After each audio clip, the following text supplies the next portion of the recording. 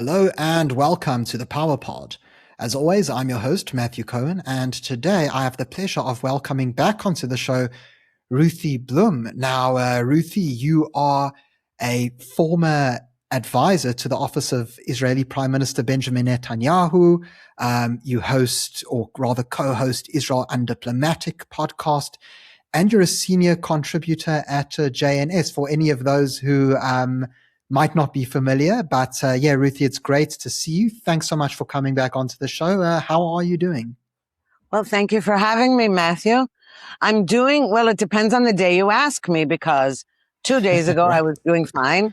Yesterday I got nervous because President Trump suddenly announced he was stopping Project Freedom, which he had just begun, to escort ships through the Strait of Hormuz, and giving the Islamic Republic another more time to supposedly sign a nuclear deal, which of course they won't do. And if they do, they'll be lying. But in any case, it's making me nervous, because giving time to radical Islamists just mean they think you're weak, and they take advantage of that to assert that they're winning, which they're not. I mean, the United States and Israel together have done incredible work in taking out facilities and leaders, etc. But it'll be no good if we don't finish the job. And by finish the job, I mean, I think there's inevitably has to be an additional military operation. Of course. And it just amazes me how so many people in the world can't see the massive progress that's been made in, I would say, a little over a month, because if we include the ceasefire, that's already been a few weeks.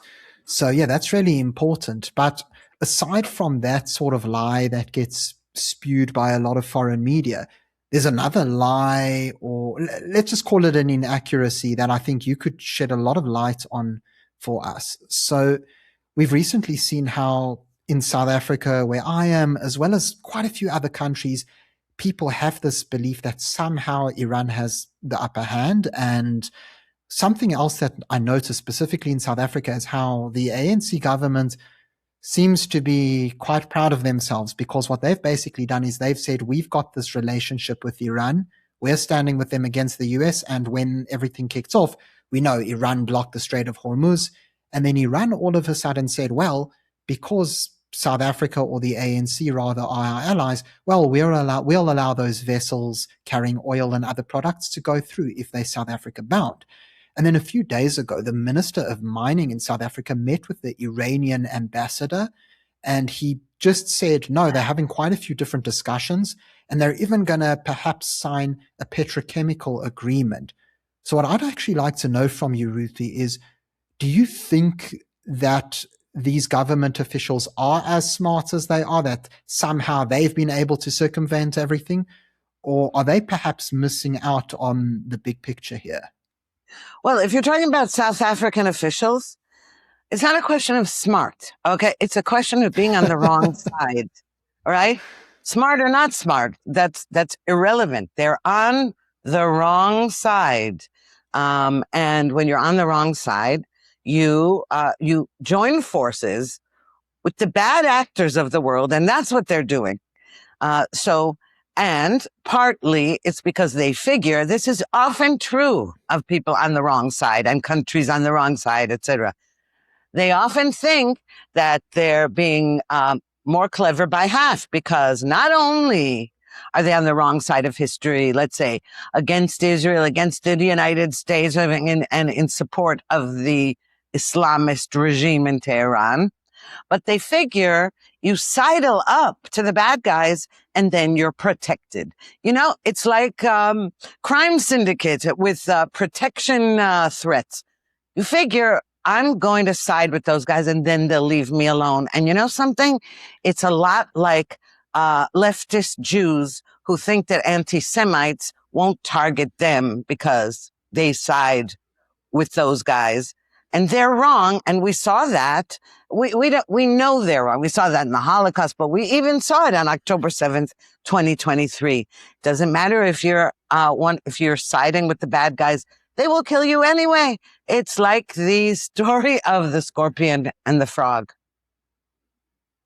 Right, that makes a lot of sense. And I do remember a couple of days ago, you had a very interesting sort of look at the economic repercussions, because, of course, something else that I think that South African ministers haven't taken into account is the fact that now you've actually got the US blockade.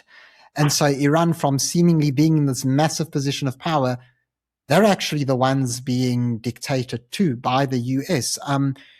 Could you perhaps explain a little bit more about that dynamic that's going on, that you and Mark spoke about, that perhaps viewers on this channel might not be aware of?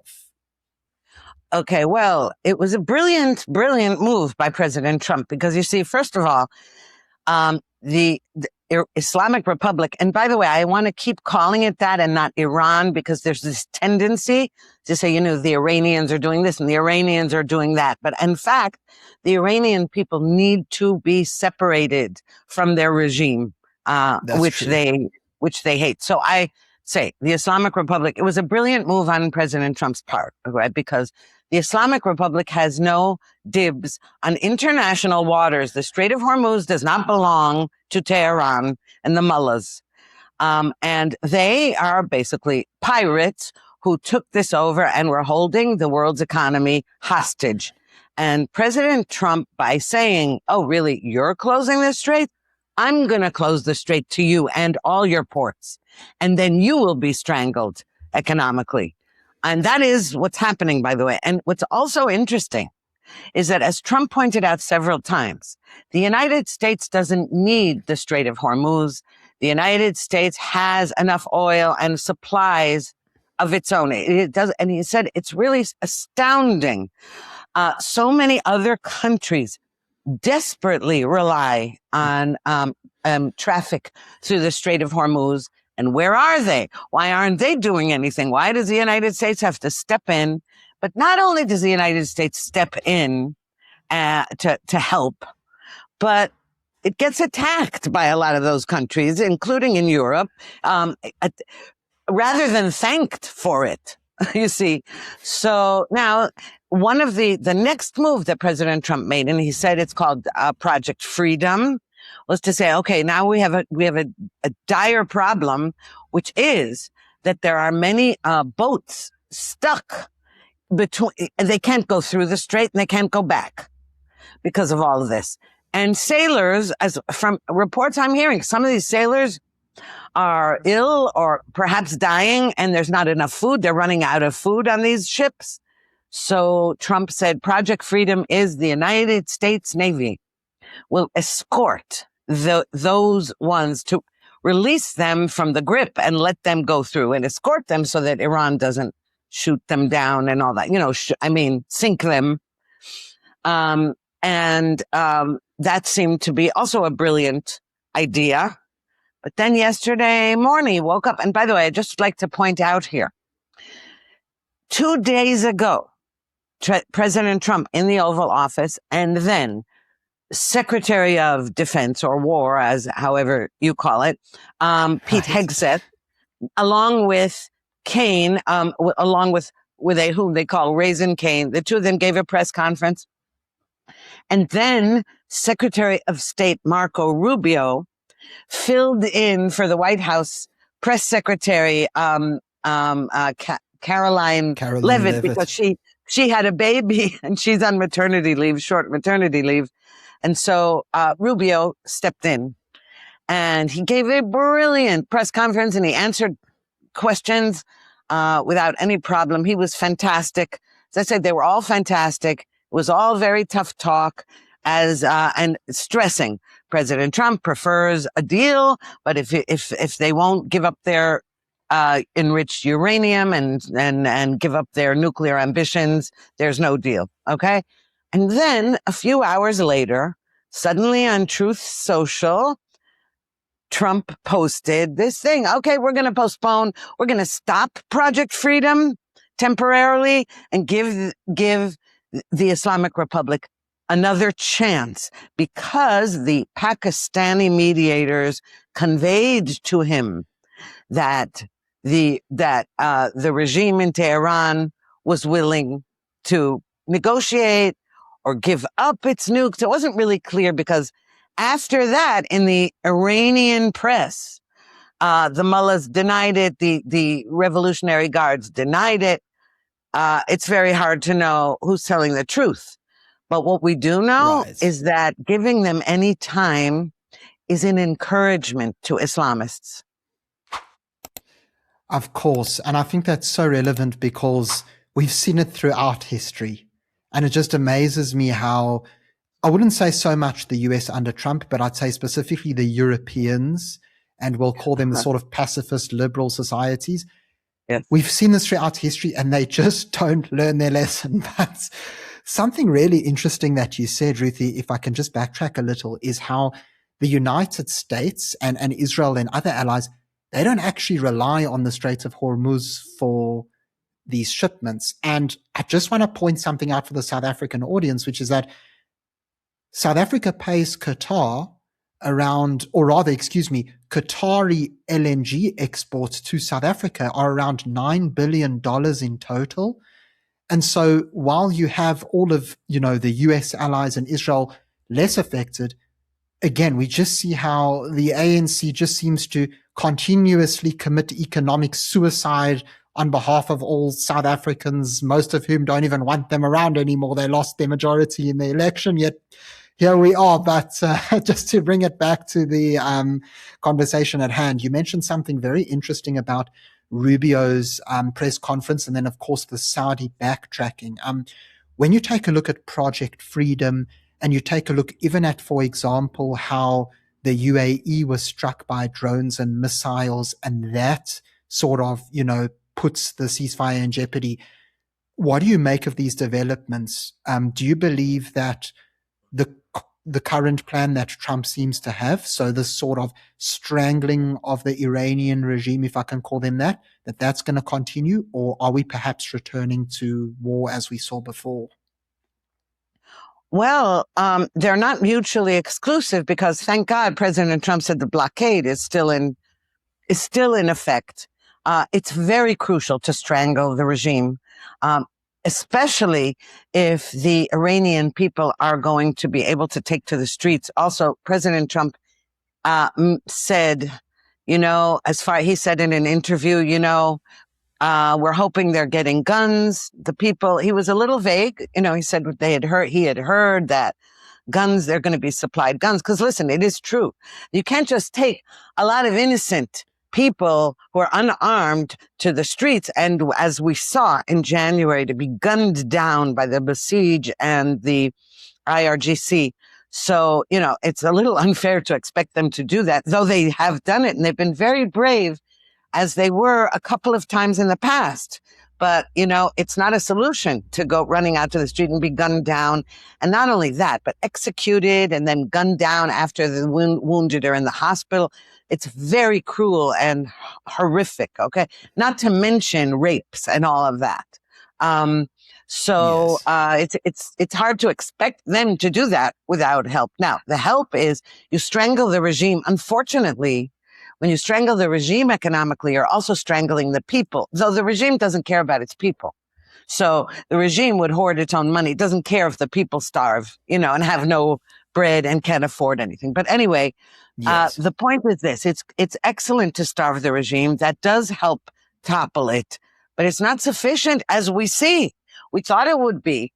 And South Africa, Saudi Arabia, we just heard reports that perhaps Trump did this because Saudi Arabia said, if you plan another military strike, we won't let you use our airspace, which was surprising because Saudi Arabia has been very helpful throughout this. Right. So I don't know what's going on exactly. Of course not. I mean, we can all guess. We're all estimating, assessing. Nobody knows 100% what's going on behind the scenes or what's going on in President Trump's head. Of course, that's a perfectly, that's a perfectly reasonable statement to make. Of course, we don't expect anybody to have a crystal ball in front of them. But at the same time, it is just very interesting to hear these dynamics that you're speaking of coming into play? Because, of course, a lot of people seem to view this with a real tunnel vision. They'll see America on their own or Israel. But as you mentioned, the Saudis have their role to play, the UAE has their role to play. And then, of course, we see the ongoing relations between Prime Minister of Israel, Benjamin Netanyahu, and Trump. And so something that really interests me is being somebody who's on the ground in Israel. Of course, you were a former advisor to the office of the Prime Minister. When you take a look at Trump's outlook, what would you actually say is Netanyahu, or rather the Israeli government's outlook? Do you think that their ultimate goal for Iran is a little bit more clear to the public? Is it perhaps different to the US? What is your reading? Oh, absolutely. Though Netanyahu and Trump seem to be really in lockstep. I mean, at least ideologically, and they're working together, etc. But here's the thing. The Israeli people, and this includes leftists and right-wingers, I mean, it's unusual to have a consensus around any issue in Israel at all.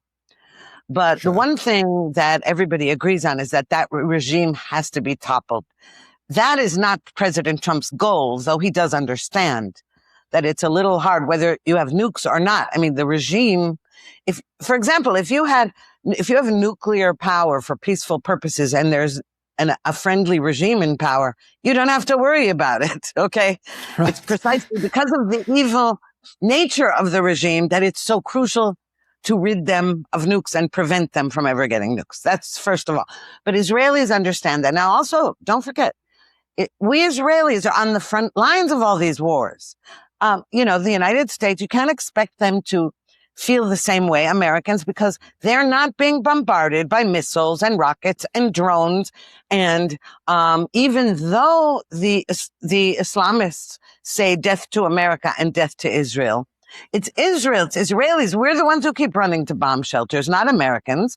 And so it's harder for them to see it as relevant, whereas Israelis see it as very relevant, because the proxies is not just the Iranian regime, it's all its proxies, Hezbollah in Lebanon, Hamas in Gaza, the Houthis in Yemen, the, militias in Iraq.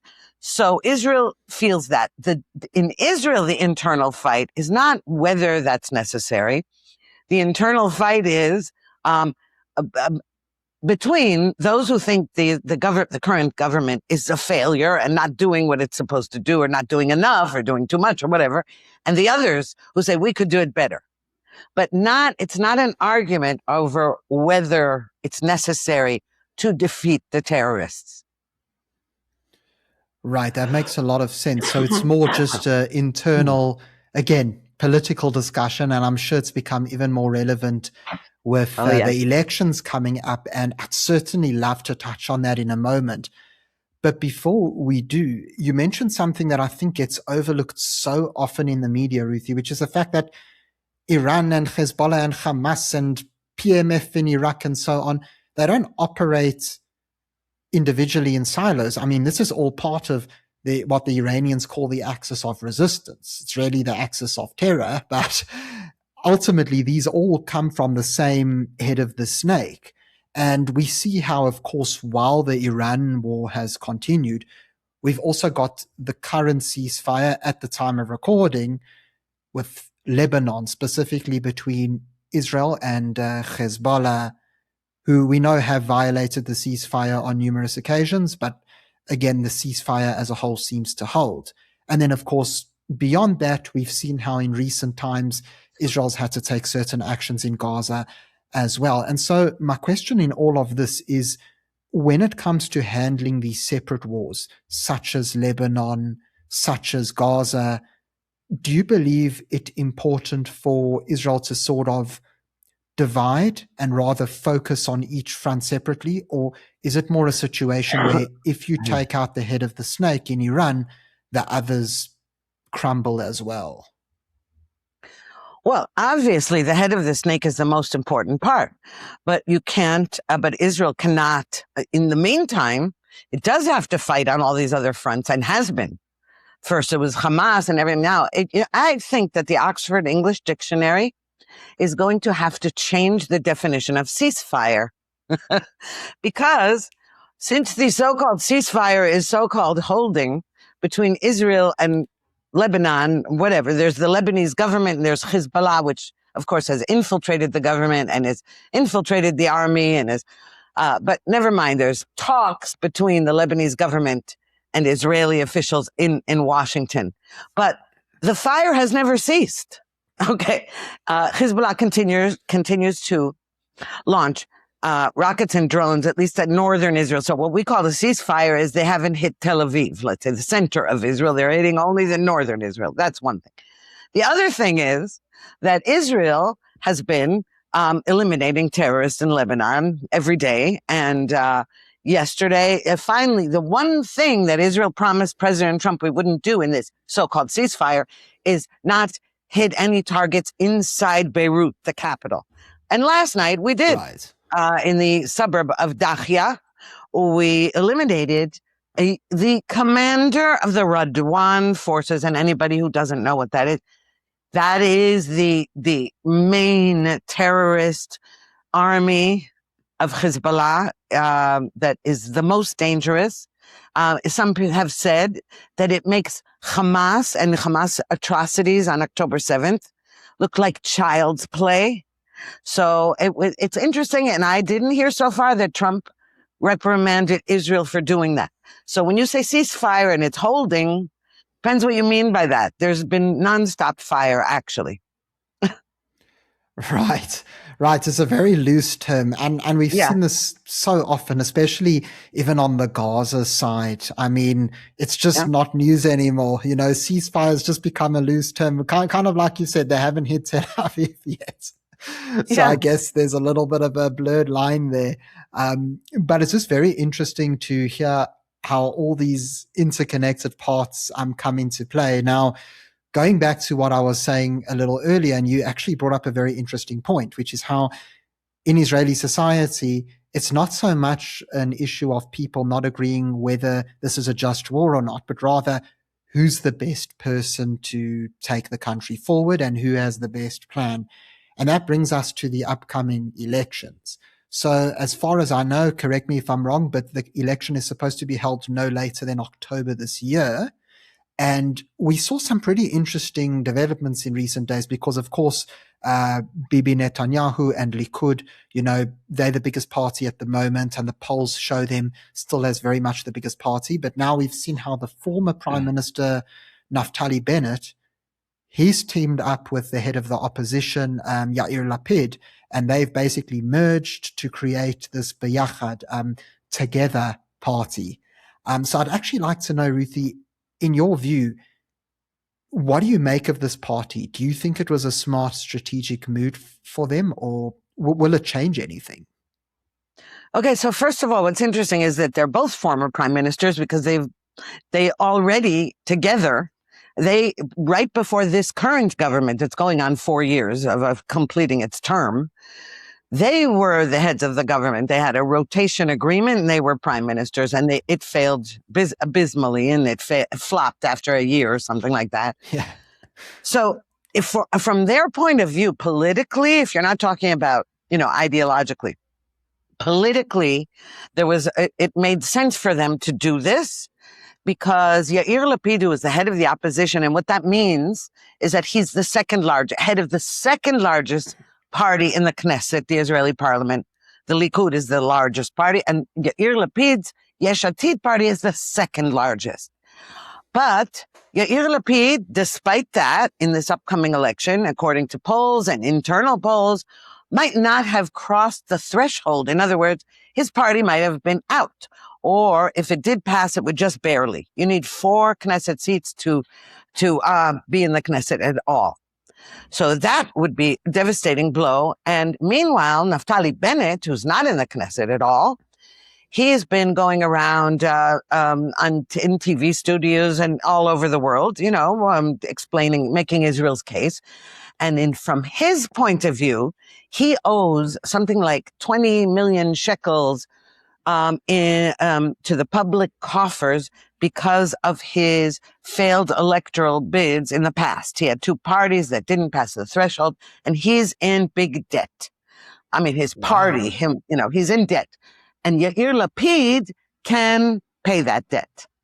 So the two of them have reasons. Each one has his own reason for needing the other, because if they get in more seats, then Yair Lapid will not disappear from the Knesset, and Naftali Bennett can pay back his debts.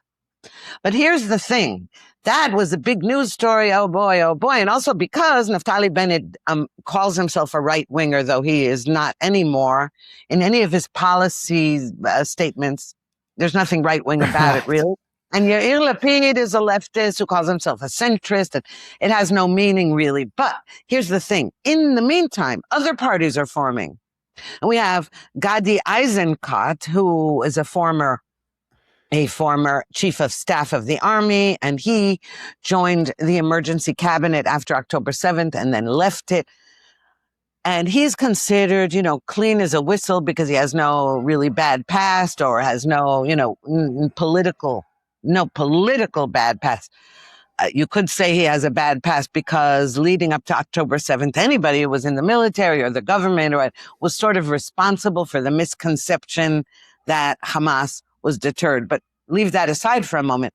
So Gadi Eisenkot is also gathering members to run. And this makes Naftali Bennett and Yair Lapid very nervous because Gadi Eisenkot is more popular than they among the anti-Netanyahu crowd. That's another thing. And then you have others, and you have Avigdor Lieberman, who was responsible for the many impasses and cycles of elections, because he is on the right, but in the end, he hates Netanyahu so much that he decided not to side with Netanyahu, and he was part of the failed government that enabled the Muslim Brotherhood Party to join the coalition, along with radical leftists. So you had this mishmash of a right-wing leftists and Arabs. That's why it failed, by the way.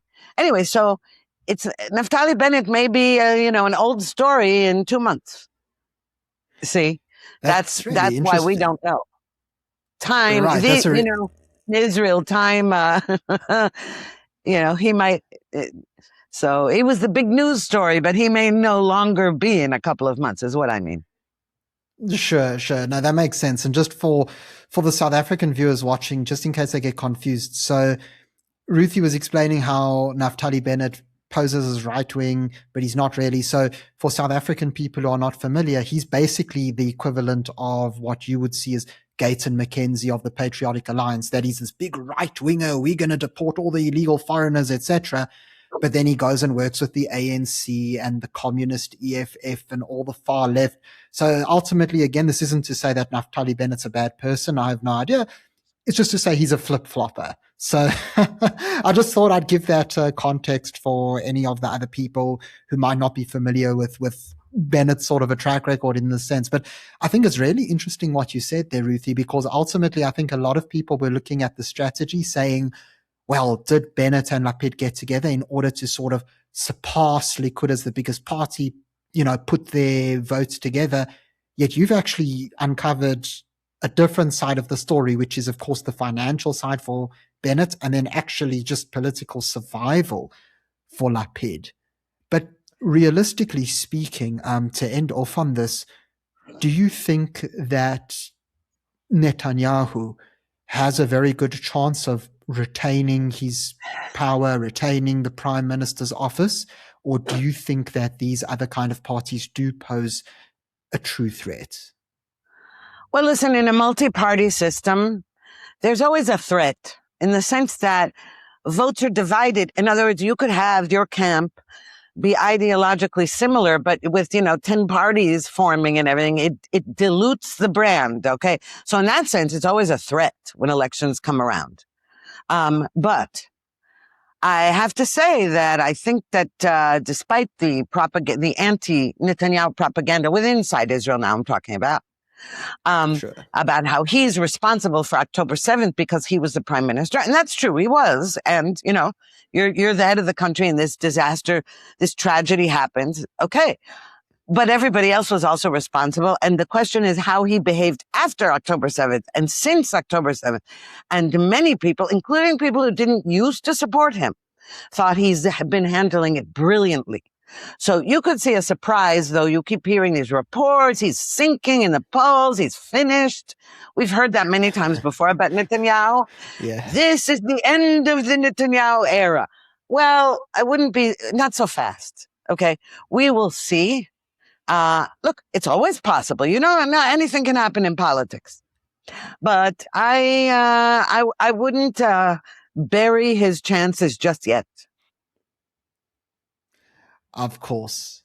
Of course. And yeah, Ruthie, well, thank you very much for making the time and speaking with me. It's great to see you again, and certainly very valuable to hear your insights.